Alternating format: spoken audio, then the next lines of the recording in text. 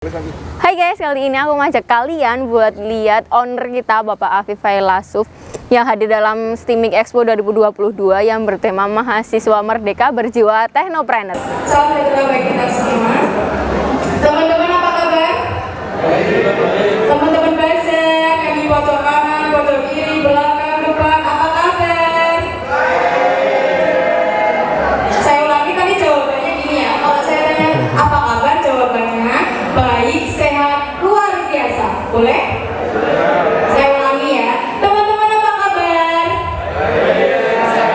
Luar biasa. Terima kasih sekali untuk teman-teman atas apresiasinya. Sebelumnya izin memperkenalkan diri, saya Ilham Yanti. Pada siang hari ini saya yang akan membawakan sesi seminar Mahasiswa Merdeka Berjiwa Teknopreneur. Sebelumnya yang saya hormati Bapak Rifki, kemudian narasumber kita pada siang hari ini Mas Afif.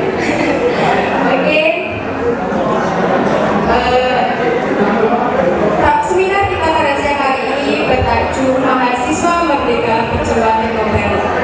Menurut teman-teman, ketika mendengar kata-kata teknopreneur, apa sih yang terlintas di pikiran teman-teman? Boleh dong spill?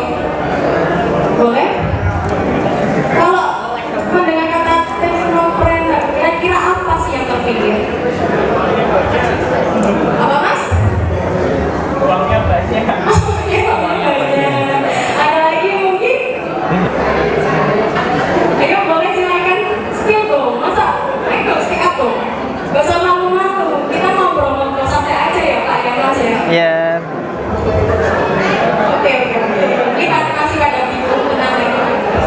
Jadi teknopreneur merupakan sebutan untuk seseorang atau pebisnis atau wirausahawan di mana beliau mengikutsertakan inovasi teknologi dalam usahanya tersebut, atau bisa disederhanakannya itu seorang wirausahawan yang berkecimpung dalam dunia teknologi. Gitu ya. Oke. Selanjutnya pertanyaannya sekarang, menjadi seorang teknopreneur bukan merupakan hal yang mudah pastikan ya. Kan hubungannya udah ada bisnis, ada teknologi, pasti bukan hal-hal yang sederhana.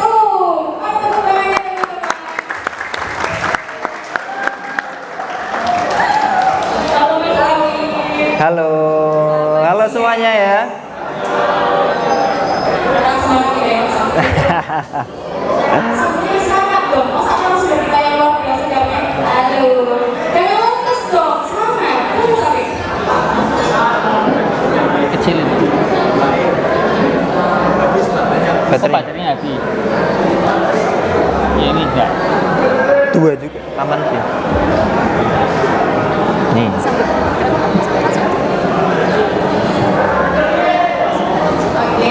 mungkin nanti pertama-tama saya akan bacakan cara main yang sesi kali ini. Cara main.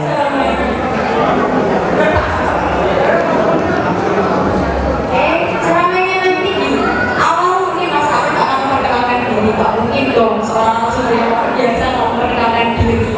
Oke, setelah itu nanti dilanjut dengan sesi diskusi antara saya dengan Mas Afif dengan Pak Rifki juga tentunya nanti. Dilanjut dengan sesi yang terakhir yang pasti kalian tunggu-tunggu, yaitu sesi tanya jawab antara audiens dengan narasumber kita pada siang hari ini. Oke, kita masuk ke sesi yang pertama kalau bisa ya. Mau perkenalan diri terlebih dahulu. Oke, assalamualaikum warahmatullahi wabarakatuh. Oke ya, perkenalkan nama saya Muhammad Afif Failasuf. Saya lahir di Pekalongan, tepatnya di daerah Kedung Muni. Waktu itu tahun 1994. Jadi umur saya sekarang yaitu 28 kalau nggak salah, benar ya? 28 tahun. Saya di sini ada 5 saudara. Saya adalah anak yang pertama. Kalau bicara terkait tema tema pagi hari ini yaitu apa ini? Mahasiswa Merdeka berjiwa teknopreneur. Jadi awalnya adalah berkaitan dengan bisnis. Pada dasarnya ya pikiran kalian pasti bisnis itu butuh modal gitu kan. Tetapi dari record yang saya lakukan sendiri, yang saya alami sendiri, bisnis itu nggak harus melulu dengan modal keuangan.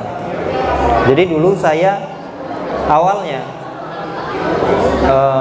setelah lulus dari STIMIK itu adalah awal kita berpetualang ya. Kita berpetualang di dunia bisnis ataupun dunia pekerjaan gitu kan. Dulu saya adalah karyawan. Dulunya saya adalah karyawan. Iya. Dulunya saya berawal dari karyawan. Waktu itu lulus tahun 2015. Saya lulus kuliah tahun 2015. Saya kebetulan waktu itu teman satu kelas, satu angkatan kita bikin usaha toko komputer dulu. Iya, karena basicnya kan di sini kan STIMIK ya, TI ya. Jadi arahnya langsung yang pertama yaitu buka toko komputer dong. Kita udah dibekali kan di sini kan, instalasi, reparasi gitu kan. Di situ peranan saya adalah PU, pembantu umum.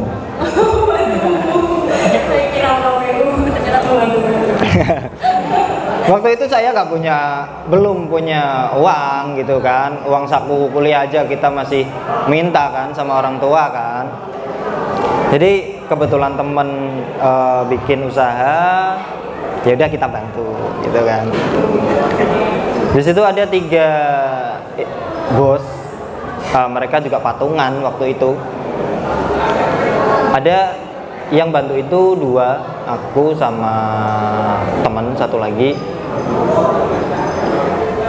Itu kita dikasih upah 200.000 satu bulan. Satu bulan itu 200.000 di tahun 2016 itu. Bisa dibayangkan kan, cukup gak buat biaya 1 bulan gitu. Itu awalnya adalah kerja di situ. Tapi karena bisnis ini adalah apa ya? Kebetulan waktu itu patungan. Resikonya adalah perpecahan. Iya, karena pembisnisnya masih muda, egonya masih tingginya gitu kan. Egonya masih tinggi, jadi rawan banget perpecahan. Dan waktu itu emang belum yang kita bikin tanda tangan hitam di atas putih, iya. Belum ada perjanjian gitu. Jadi ya udah, kita kawan, kita deket, ayo kita joinan gitu kan. Ternyata kan prediksi masa depan kita nggak tahu gitu kan. Iya. Jadi nggak lama itu usahanya tutup. Ya, saya nganggur lagi dong. Kebetulan ada lowongan di sebuah perusahaan percetakan di Pekalongan. Alhamdulillah saya bisa masuk di situ. Waktu itu ada penghasilan lumayan lah, masih ya di angka 1 jutaan gitu kan, masih bisa buat apa ya, perputaran hidup dalam 1 bulan kan. Karena memang waktu itu saya sendiri sudah nggak yang minta sama orang tua kan, udah malu lah gitu kan, udah lulus kuliah, udah kerja, masa tetap minta gitu. Nah, dari situ mulailah skill kita diasah. Mulailah skillnya diasah. Apa sih yang ada di dapurnya percetakan itu gitu kan. Peluang kita sebagai karyawan, ya kita pelajari dapurnya. Kita pelajari apa aja yang tersedia di situ. Kalau bisa semuanya. Dari mulai front office, back office, kalau bisa accountingnya sekalian, kalau punya kesempatan. Biasanya kan itu rahasia ya. Kalau accounting kan biasanya, iya, apalagi kalau ikut bosnya orang Chinese gitu kan. Pasti yang jadi kasir ya bosnya sendiri. Dominannya seperti itu.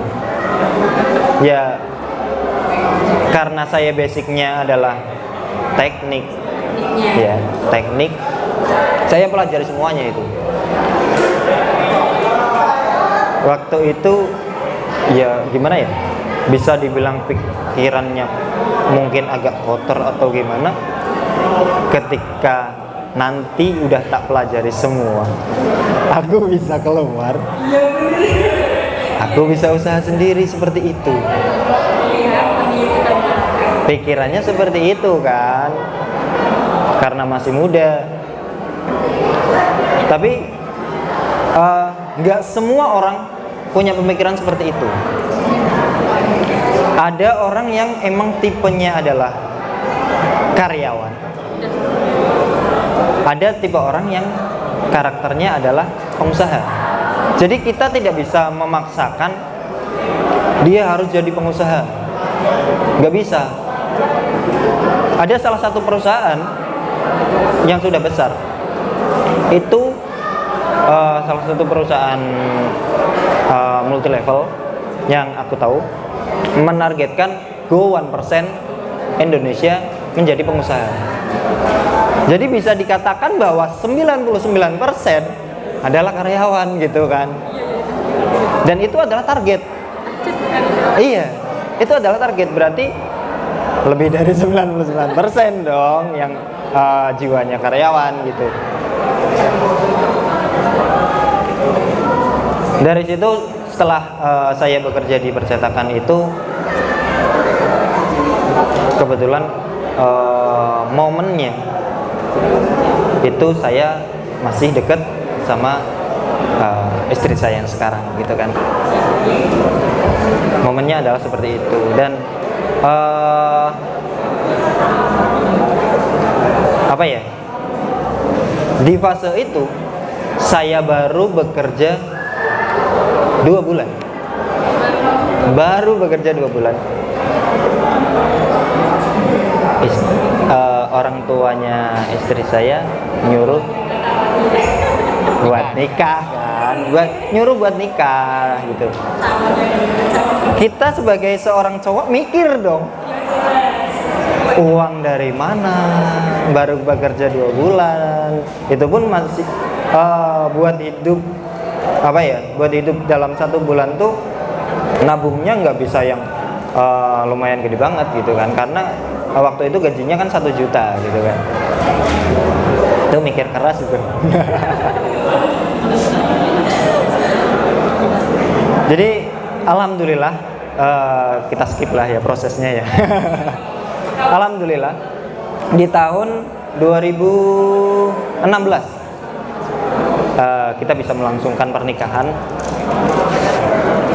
dengan ya biaya minta doa sama Allah dan dibantu orang tua kan.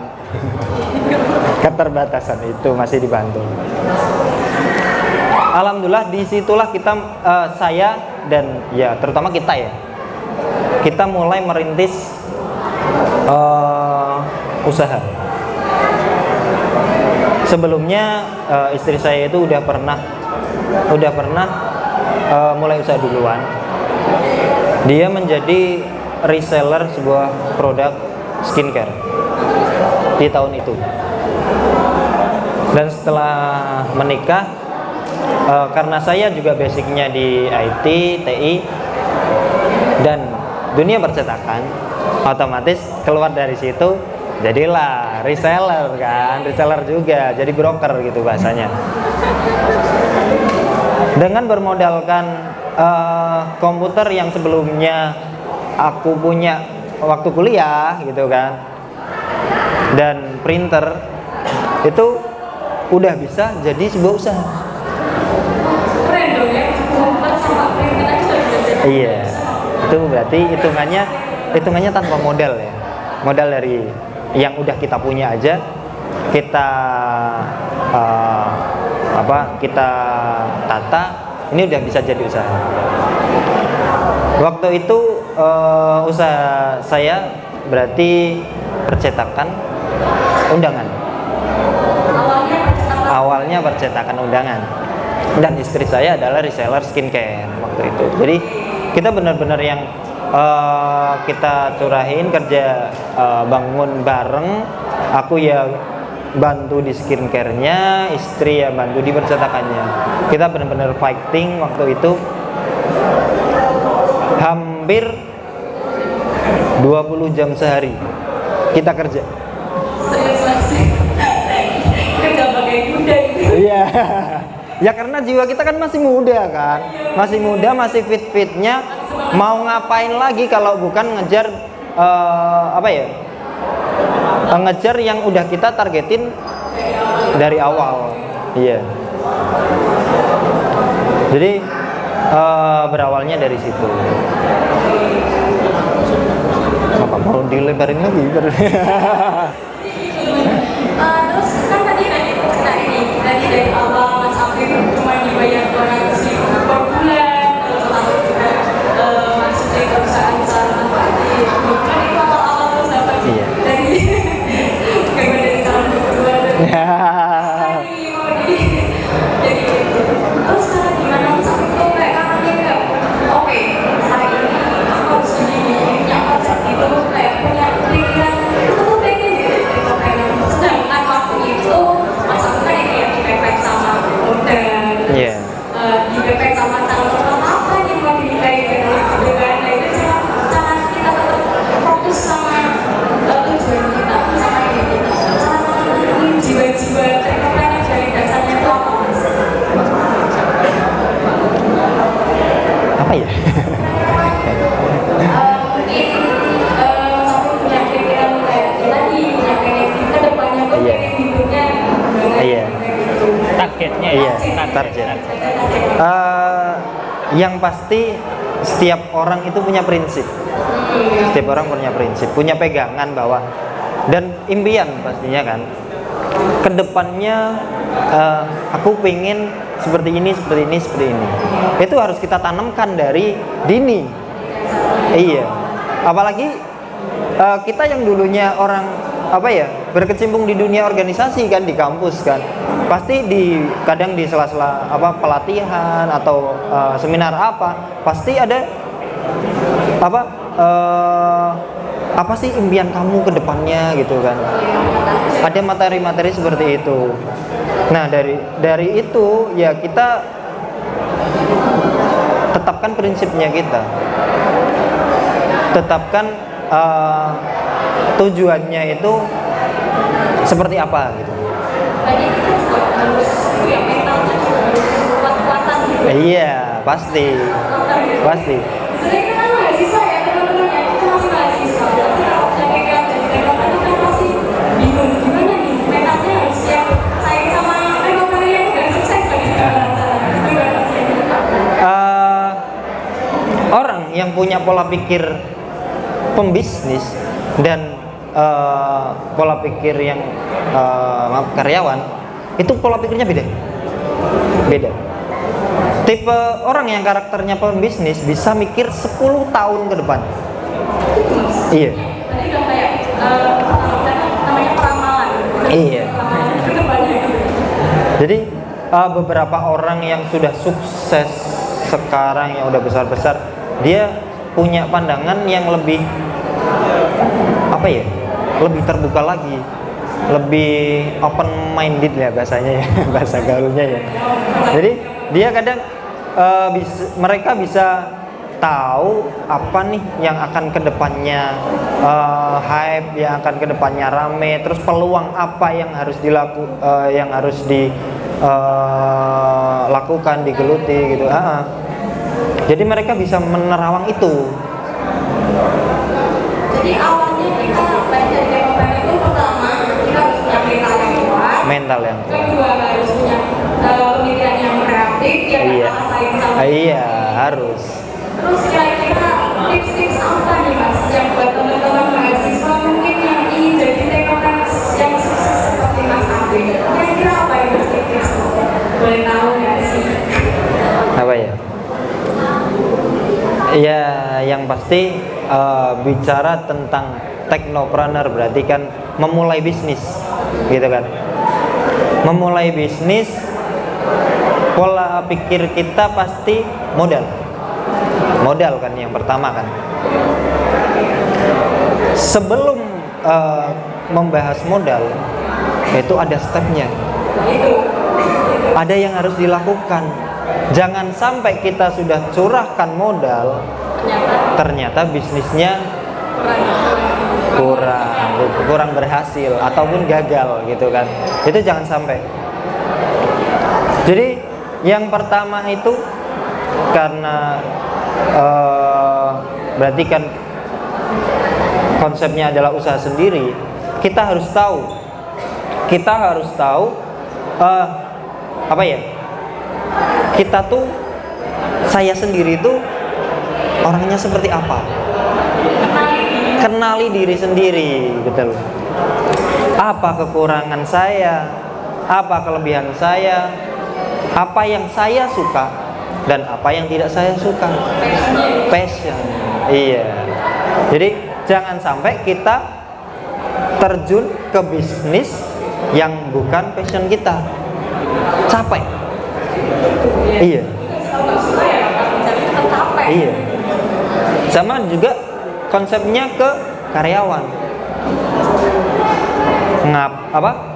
Jangan sampai kita kerja yang enggak feel dengan hati, enggak ikhlas gitu. Capek juga. Iya. Nah itu pertanyaannya buat teman-teman biasanya gini, mahasiswa kita diberi sampel sama orang tua Mas aku ya. Iya. Mungkin sehari 20.000 Iya. cukup buat bensin sama makan. Iya. Nah untuk modal beli developer itu gimana menurut Mas aku? Untuk mahasiswa awalnya apa kita harus kerja, apa kita harus nyanyi, tips yang punya modal gitu. Kalau memang benar-benar yang mantep, aku benar-benar pengen bisnis. Aku benar-benar pengen bisnis, udah mantep, yakin banget. Solusinya yang pertama itu jadi reseller. Solusinya yang pertama adalah jadi reseller, karena beberapa produk-produk yang udah beredar, mereka yang pakai sistem reseller gitu kan, itu kita bisa join hampir tanpa modal. Kenapa saya bicara hampir tanpa modal? Karena yang pertama kita butuh HP untuk jualan, karena kita bahasnya technopreneur gitu kan. Kalau ada orang-orang yang emang sukanya keliling gitu kan, ya kita butuh motor dong. Iya kan? Iya benar. Itu yang pertama adalah jadi reseller produk apapun sesuai passion kalian, sesuai minat kalian. Jadi gabung aja dulu gitu. Jalani. Jangan langsung kita turun. Iya. Jangan mikir ini nanti aku jualannya gimana, bisa laku apa enggak gitu kan, gitu. Jangan pernah mikir seperti itu dulu. Ya mungkin beberapa mikir kayak gitu, tapi tepis dulu pikiran seperti itu. Jalani dulu coba dulu. Kalau nggak cocok, ya ganti produk lain. Iya, ganti produk lain. Sampai benar-benar kalian punya modal buat stok barang ataupun buat buka usaha sesuai keinginan kalian sendiri. Tekuni itu. Iya. Sambil baca itu kan teman saya tadi yang awal itu katanya kita mulai dulu, kita amati, Iya. kita terapkan. Benar. Karena kan di program-program reseller itu pasti kita diajari bagaimana cara jualan, terus kita bisa tahu, apalagi kita orang-orang IT gitu kan, bagaimana cara kita bikin iklan, desain seperti apa yang bagus, kita kan sudah dibekali itu gitu kan. Benar kan? Apalagi kan memang dasarnya dari IT, pasti Iya. ada. harusnya lebih bisa di bidang itunya, harusnya lebih bisa gitu. Tapi kalau misal gini guys, ada yang punya pikiran aku nggak mau aja jadi desainer, saya bisa ada yang pikirannya kalau jadi desainer kita kan cuma jadi karyawan, bukan kita nggak tahu ilmu dan kita apalagi bisa jadi desainer. Oke. Apa kita? Beda loh. Sorry, beda. Reseller sama karyawan beda.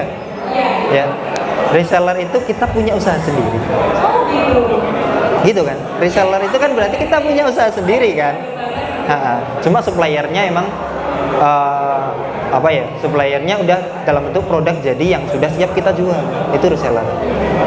Beda sama karyawan. Kalau karyawan kan kita ikut kerja sama orang, kita ngantor, ataupun seumpama kita jadi sales, berarti kita keliling masarin produknya bosnya kita gitu kan.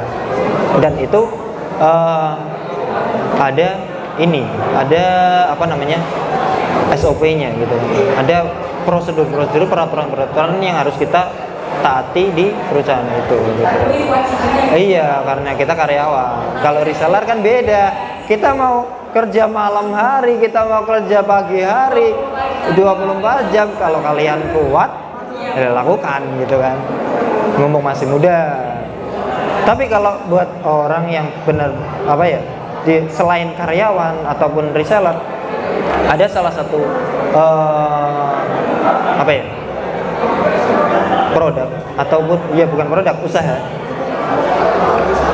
Ya contohnya kayak F&B lah ya. F&B untuk modal yang lumayan minim masih bisa kita lakukan gitu kan. Iya.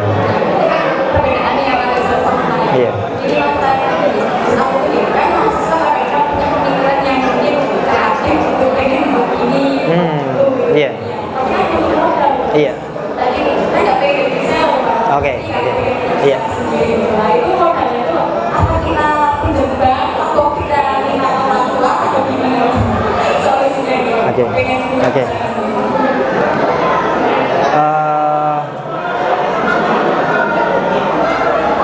Kalau memang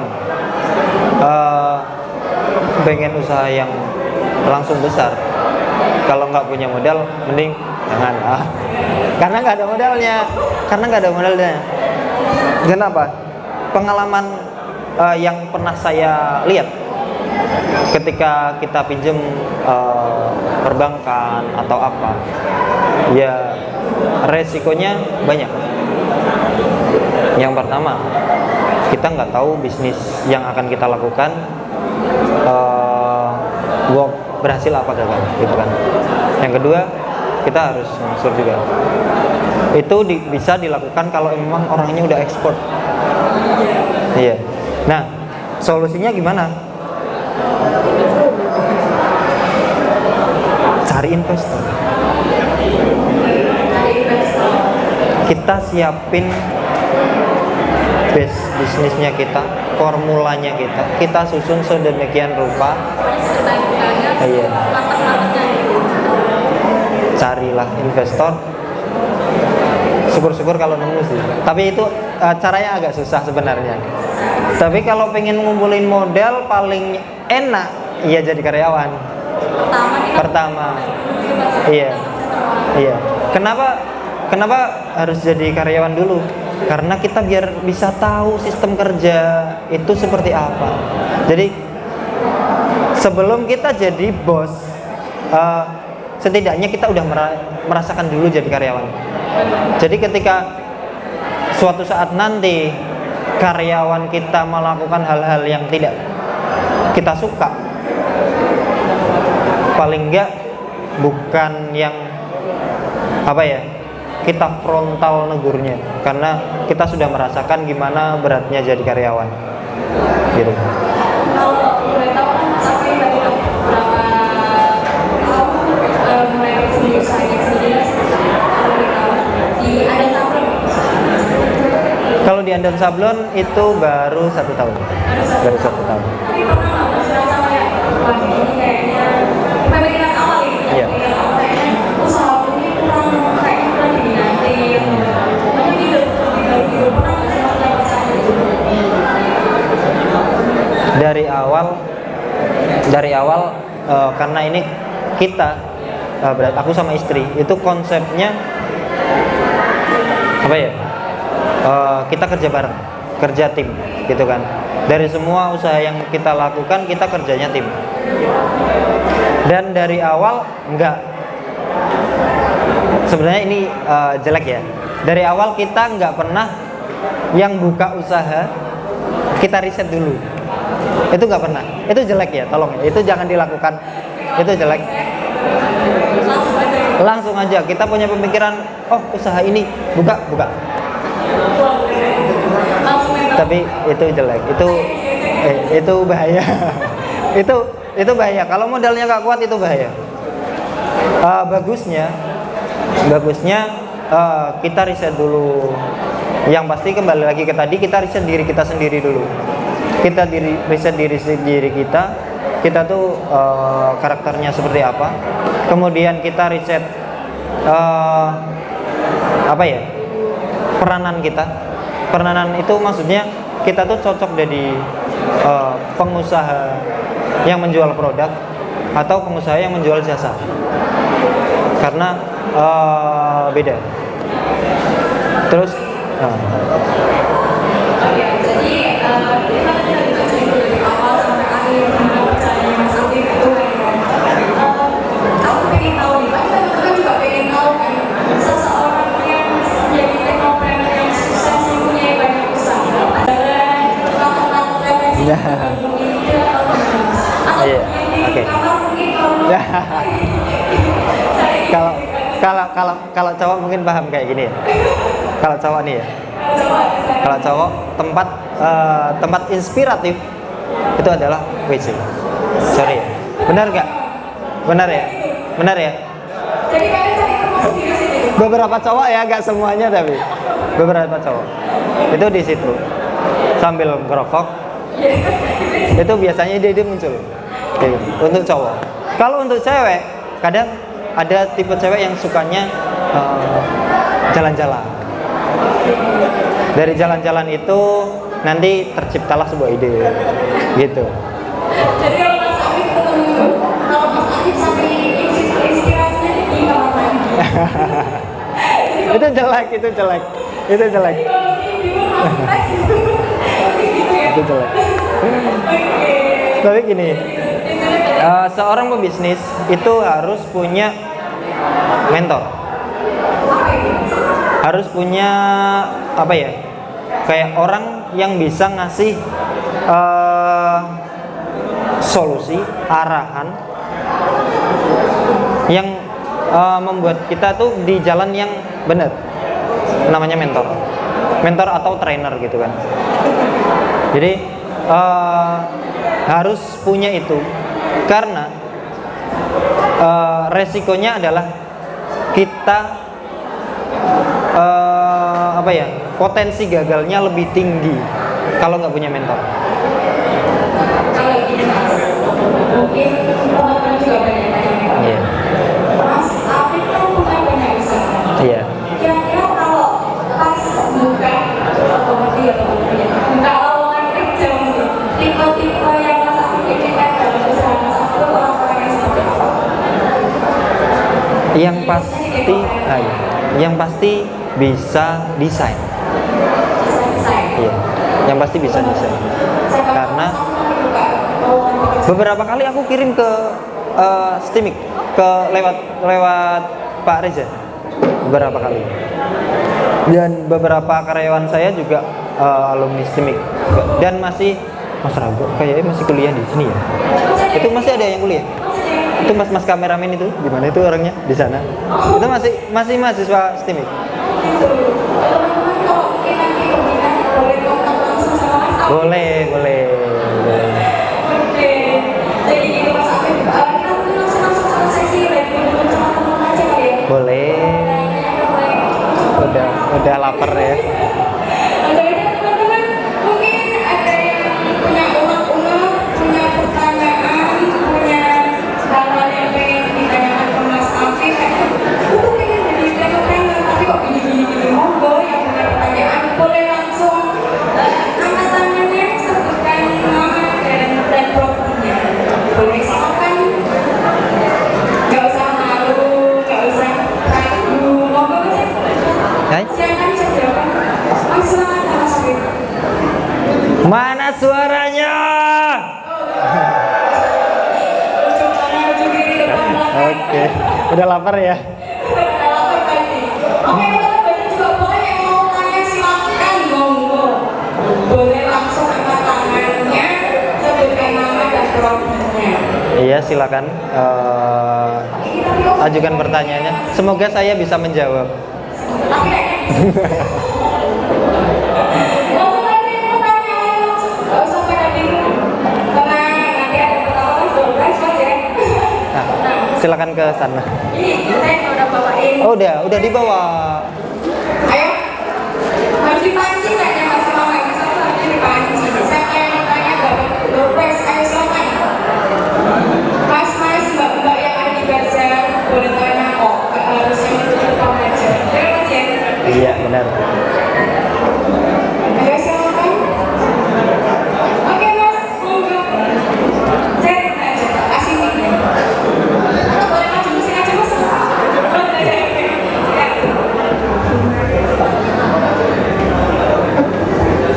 Kenalkan, Mas Afif, nama saya Muhammad Rafi dari Profi TI. Saya mau bertanya, di Batam itu kan industri percetakan pastinya bukan Mas Afif doang, kan juga ada pesaing-pesaing, dan itu bagaimana bisa bertahan menghadapi persaingan usaha, dan juga mungkin kan kita udah melalui masa quarter crisis di mana apakah itu kita sering memiliki, dan bagaimana cara menghadapi diri kita di saat terpuruk seperti itu, apakah harus ada pernikahan dulu kayak Mas Afif, terus ada apa penyemangat gitu, cari pacar, atau gimana jenisnya bisa biar bisa bertahan menghadapi apa namanya kalau saya insecure terkait dengan diri sendiri. Terima kasih. Wassalamualaikum warahmatullahi wabarakatuh. Oke, terima kasih atas pertanyaan. Motivasinya mungkin. Oke. Iya, bisa. Motivasi buat diri kita ketika ada kompetitor gitu. Terus apa tadi? Ya, usaha itu Tetap eksis gitu ya.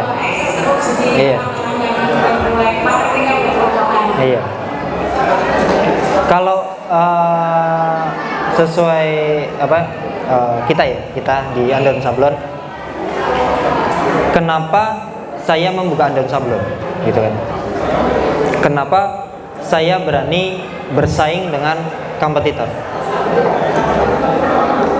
Di sini saya tanamkan di Andon Sablon ini bahwa saya pengen kualitas produk saya adalah yang terbaik di Pekalongan gitu. Untuk marketnya langsung, jadi ketika kita buka usaha langsung kita targetin.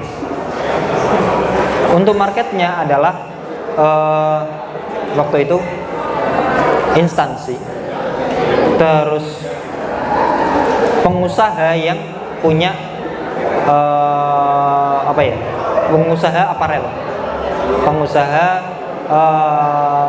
yang jual kaos distro gitu kan. Kenapa targetnya saya di situ?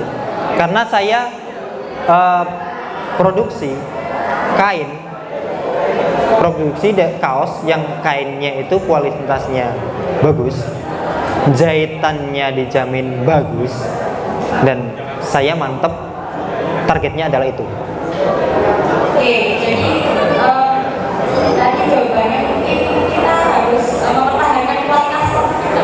Iya, yang pertama, yang pasti ketika kita mati HP. Oh. Jadi ketika kita mau usaha, kita harus yakin dulu apa nih bedanya kita bedanya kita dengan kompetitor gitu kan. Kita mau usaha yang produknya mudah ditiru atau yang produknya belum pernah ada gitu. Kalau kita mau usaha yang produknya mudah ditiru, ya pasti persaingannya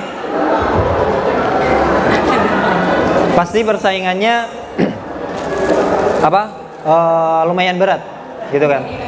Iya, karena banyak orang yang usahanya sama. Ada persaingan harga lah, ada persaingan apa ya?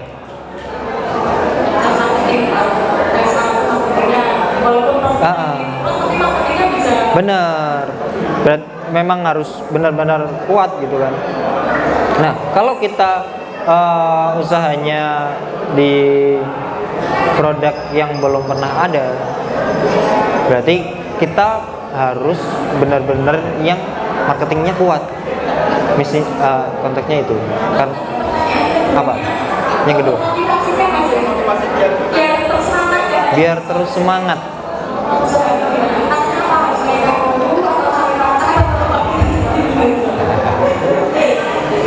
Kembali ke diri kita.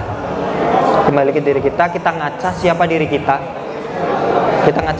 kita. Ada pepatah yang pernah aku baca. Ketika kita nggak tahu langkahnya mau kemana, kembalilah ke dasar. Jadi kenapa kita pusing? Kenapa kita bimbang? Kenapa kita merasakan apa sih yang bikin kita semangat gitu kan? Masih mencari apa yang bikin kita tetap terus semangat? Ya kalau memang hati kita mengatakan aku butuh pasangan hidup, carilah gitu. Carilah sampai ketemu.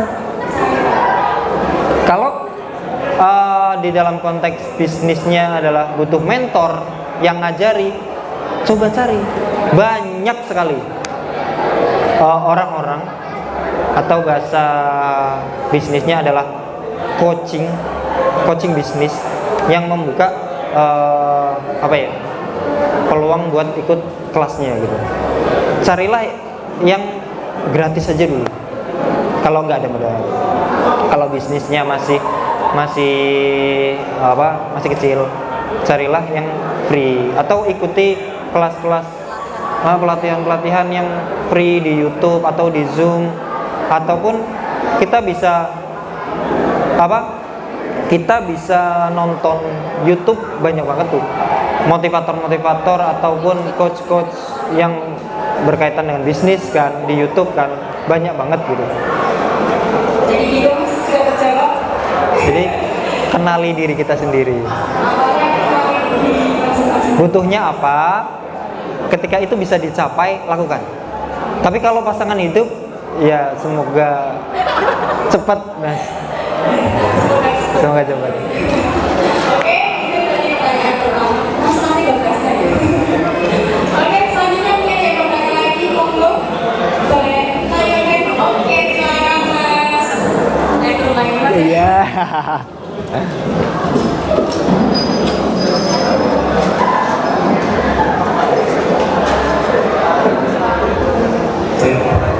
Bismillah, Assalamualaikum warahmatullahi wabarakatuh. Waalaikumsalam warahmatullahi wabarakatuh. Perkenalkan, nama saya Erwin Fajaryansyah dari Prodi SI. Di tahun ini kan bisa dikatakan dengan era disrupsi teknologi ya Mas. Sejak tahun 2020 kita disong-song agar segala sesuatu itu digitalisasi. Dengan faktor eksternal itu secara tidak sengaja oleh COVID-19, di mana langsung teknologi yang tadinya masih manual disuruh untuk beradaptasi untuk digital. Nah, pertanyaannya satu, gimana sih cara kita agar mendapatkan atau memperoleh ide baru dari teknologi yang belum ada sebelumnya seperti usaha. Nah, yang kedua, saya ini mempunyai wadah dan alhamdulillah dipercaya oleh seseorang disuruh memegang suatu usaha. Nah, usaha itu dalam bentuk percetakan seperti banner, kemudian kalender, juga percetakan PPT. Kemudian dalam hal ini kan kami masih awam, belum punya ilmu, kemudian takutnya usaha itu tuh nggak berjalan lancar. Padahal target 1 tahun itu harus sudah punya profit, sedangkan beberapa dari kami itu masih awam, belum punya pengalaman, dan bahkan dikatakan masih labil. Nah, itu solusinya gimana agar usaha kamu itu bisa berjalan lancar sampai seterusnya. Terima kasih. Assalamualaikum warahmatullahi wabarakatuh. Waalaikumsalam warahmatullahi wabarakatuh. Oke. Iya. Berbicara tentang perkembangan teknologi industri dunia gitu kan ya. Apa aja kiat-kiat yang harus kita lakukan biar kita nggak ketinggalan? Jawabannya cuma satu. Banyak-banyak membaca. Apapun yang kalian suka gitu. Kalian suka semua targetnya adalah konteksnya bisnis. Ya bacalah materi-materi yang kaitannya dengan bisnis gitu kan. Baca buku ataupun sering dengerin di YouTube tadi yang aku maksud gitu kan. Itu beberapa orang kadang membahas apa sih yang harus kita lakukan di tahun ini gitu. Contohnya di salah satu channel YouTube-nya Mardigu, Bapak Mardigu, itu daging banget. Itu daging. Jadi kadang beliau bicara apa yang harus kita lakukan, terus kondisi dunia ini seperti apa gitu. Itu kalau di waktu selang atau sebelum tidur atau waktu apapun lah, sempatkanlah membaca. Kalau suka baca buku, belilah buku-buku yang bermanfaat. Jangan buku-buku komik atau apa gitu. Belilah buku-buku yang emang mengandung ilmu yang berguna gitu. Banyak pembisnis besar itu suka membaca karena ya gimana ya, udah jadi ini ya, tagline ya, buku adalah jendela dunia ya, benar ya. Jadi sering-seringlah membaca, apalagi sekarang itu banyak buku-buku yang udah bentuknya file, udah bentuknya online, udah bentuknya bisa dibuka lewat gadget. Itu kita sudah dimudahkan banget di dunia ini. Semua informasi disajikan oleh Mbah Google gitu kan. Kita mau cari apa di Google ada. Kita tugas kuliah gitu, buka aja di Google gitu kan. Bener. Solusinya adalah banyak-banyaknya lah membaca, ikuti perkembangan zaman, jangan sampai ketinggalan. Apalagi kita basicnya adalah IT. Iya. Cepet banget. Facebook sekarang zamannya jualan barang-barang second gitu. Benar. Terus apa yang kedua tadi Mas?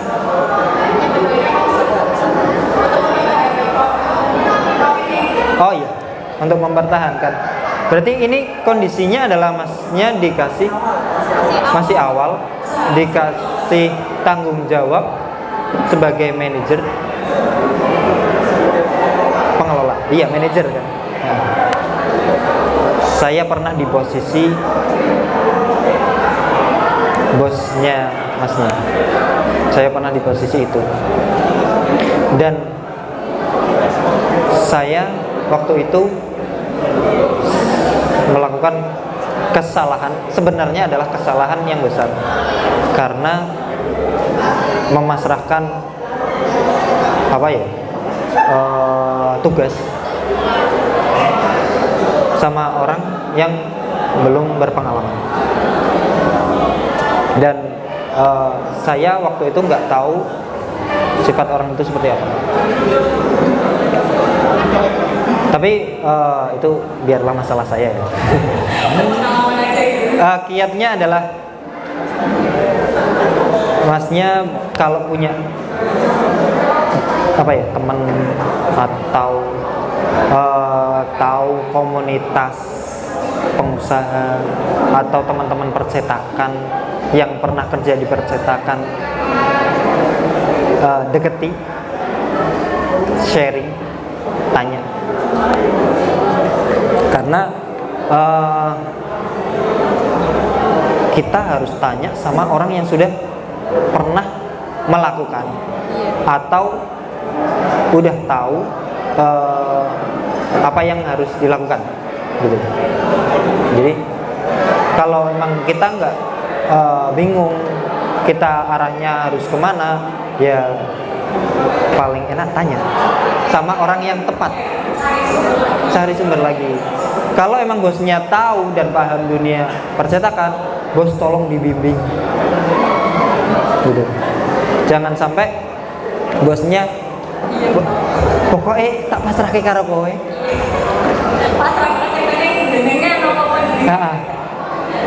Pokoknya tak pasrah ke karo, karena tipe saya seperti itu. Saya kasihan sama karyawan saya. Jadi sering-seringlah konsultasi dengan bosnya. Bos, ini langkah selanjutnya apa yang harus saya lakukan gitu.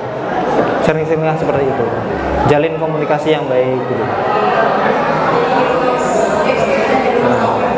Kalau di luar dari bosnya berarti kita harus nyari relasi di luar, entah komunitas ataupun teman yang udah pernah di usaha yang sama, ataupun kita datangi tempat usaha yang udah profit, yang udah berdiri, ajak kenalan, main, iya. Syukur-syukur yang punya usaha itu welcome dan mau sharing, iya. Seperti itu. Iya. Ada yang masih ini? Udah cukup.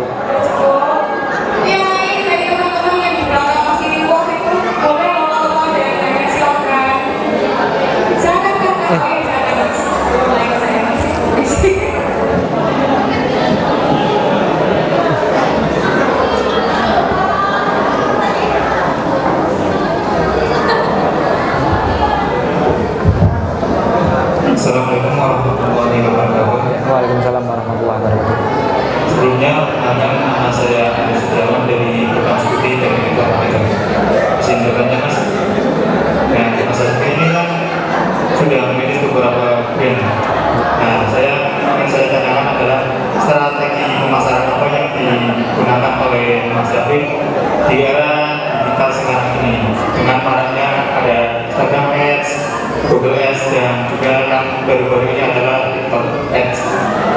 Dan pertanyaan yang kedua, manajemen keuangan yang diterapkan oleh APP itu seperti apa? Mohon pencerahannya. Sekian, terima kasih. Wassalamualaikum warahmatullahi wabarakatuh. Oke. Ya. Enggak, bukan itu. Strategi apa yang harus kita lakukan di perkembangan dunia digital yang sekarang untuk memasarkan sebuah produk? Kalau yang gratis, lakukan semuanya. Kalau yang gratis, TikTok, Instagram, Facebook, Shopee, Tokopedia, Lazada, dan hampir semua itu kita lakukan. Itu yang gratis ya. Kalau yang berbayar, ada TikTok Ads ya, kita lakukan. Ada Google Ads, kita lakukan. Ada Facebook Ads juga kita lakukan, Instagram Ads juga kita lakukan, endorsement juga kita lakukan, kontrak dengan influencer juga kita lakukan. Itu adalah strategi yang berbayar, tapi emang butuh modal.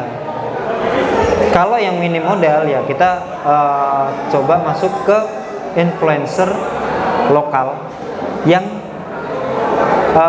belum terkenal. Jadi pasti ada orang-orang di lingkungan. Cuma nih contoh, kita target pingin Pekalongan rame. Cari orang-orang yang punya jiwa konten kreator, yang suka ngevlog, yang suka eksis, ya, tapi yang budgetnya masih minim. Kita tawarin satu-satu, kita inbox satu-satu, kayak gitu. Jadi dulu itu waktu influencer di Pekalongan Batang belum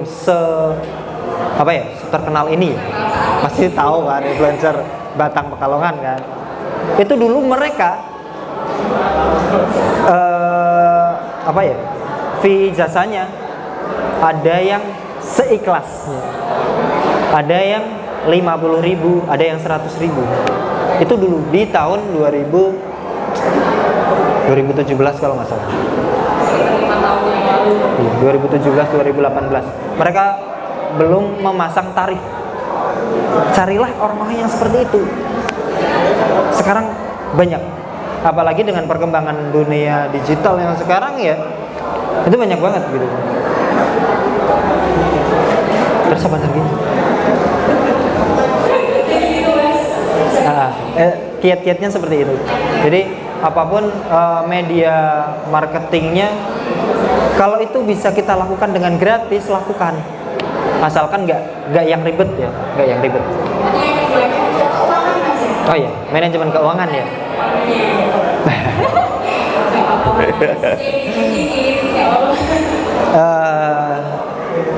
Kita kalau untuk beberapa perusahaan emang tak pasrahin ke admin ya. Jadi hampir kita tuh terutama saya tuh masih minus di bidang itu. Masih minus di bidang itu. Artinya apa? Di sini kita masih kadang mencampur keuangan pribadi sama keuangan bisnis gitu kan. Ya sebenarnya itu bukan hal yang baik di saat bisnis kita yang udah seperti ini gitu. Tapi ya gimana lagi? Iya. Ini kita masih belajar. Jadi harusnya kan ketika kita mulai bisnis, kita harus fixkan modal kita mau tanam berapa, gitu kan? Harusnya. Atau biasanya sih kalau masih baru mulai sih masih nyambur. Tapi kita harus, kalau udah profitnya udah kelihatan, udah bisa diatur mana aku harus pengeluaranku 1 bulan untuk biaya hidup harus sekian gitu. Nah, mulai dari saat itu harus ditata. Tapi kalau benar. Alhamdulillah untuk usaha yang di Andon Sablon itu aku nggak kecampur. Alhamdulillah. Karena belum dapat gaji sampai sekarang. Belum profit. Belum BEP. Seperti itu sih, maksudnya kalau di kita belum yang sebagus itu untuk manajemen keuangan, karena emang itu hal yang paling rumit sebenarnya untuk pembisnis. Seperti itu, Mas. Jadi saya nggak bisa kasih saran bagaimana cara manajemen keuangan yang baik gitu, karena saya sendirinya juga belum begitu baik. Mari sama-sama belajar. Iya. Oke, jadi itu mas bisa diterima. Oke, ini kita cepat aja gimana ya? Oh, sudah ya? 12. Oke. Kita mulai. Boleh, boleh. Oke, jadi teman-teman seminar yang bertajuk Mahasiswa Merdeka Berjiwa Teknologi bersama dengan Mas Afif Failasuh. Saya pribadi mohon maaf ya mas kalau ada kata yang kurang berkenan atau benar. Buat teman-teman juga saya mohon maaf apabila ada kekurangan dari saya pribadi.